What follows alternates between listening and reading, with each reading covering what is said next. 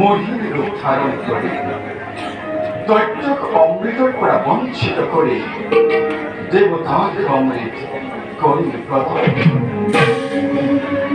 অবশ্য দানব রাজ বলিয়ে এই কথা কদাপিটু নগরে হচ্ছ।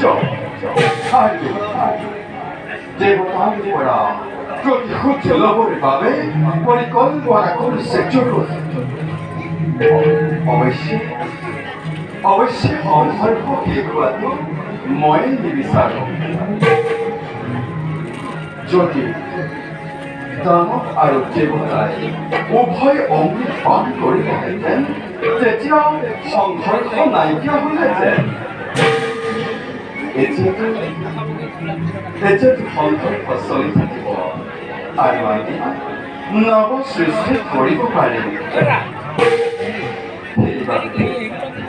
এইবারে দেখি পর্যটক বাকি দেবতা আৰু দানৱৰ ভীষণ সংগ্ৰাম।